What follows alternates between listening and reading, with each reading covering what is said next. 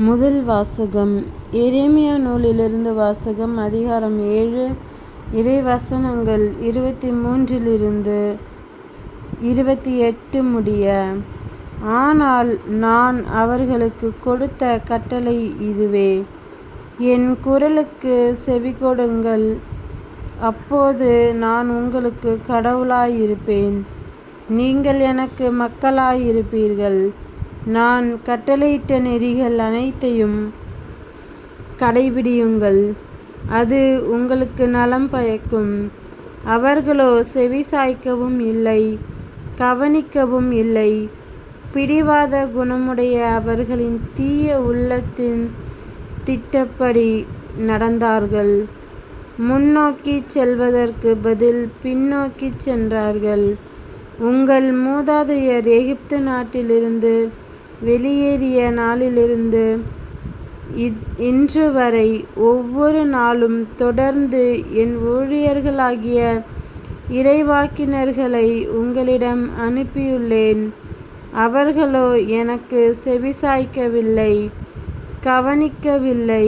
முரட்டு பிடிவாதம் கொண்டு தங்கள் மூதாதையரை விட அதிக தீச்செயல் செய்தனர். நீ அவர்களிடம் இச்சொற்களை எல்லாம் கூறுவாய், அவர்களோ உனக்கு செவிசாய்க்க மாட்டார்கள். நீ அவர்களை அழைப்பாய், அவர்களோ உனக்கு பதில் தர மாட்டார்கள்.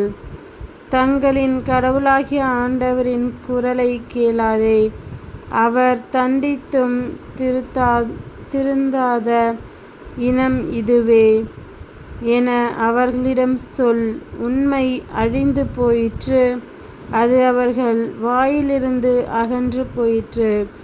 இது ஆண்டவர் வழங்கும் அருள்வாக்கு. இறைவா, உமக்கு நன்றி.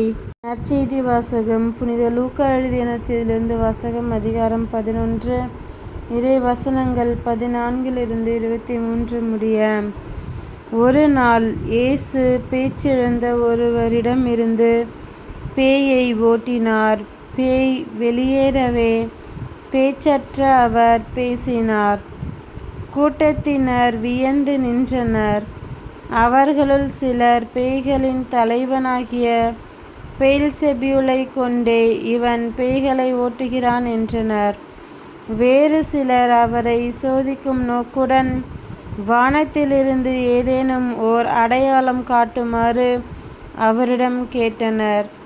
இயேசு அவர்களுடைய சிந்தனைகளை அறிந்து அவர்களிடம் கூறியது: தனக்கு எதிராக தானே பிளவுபடும் எந்த அரசும் பாழாய் போகும்.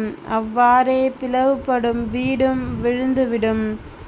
சாத்தானும் தனக்கு எதிராக தானே பிளவுபட்டு போனால் அவனது அரசு எப்படி நிலைத்து நிற்கும்?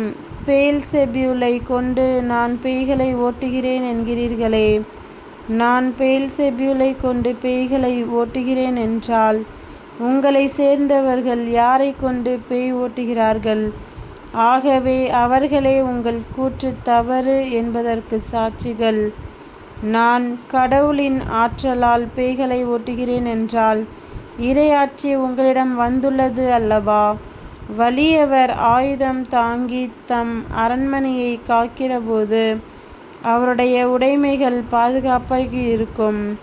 அவரை விட மிகுந்த வலிமையுடையவர் ஒருவர் வந்து அவரை வென்றால் அவர் நம்பியிருந்த எல்லா படைக்கலங்களையும் பறித்து கொண்டு கொள்ளை பொருளையும் பங்கிடுவார். என்னோடு இராதவர் எனக்கு எதிராக இருக்கிறார்.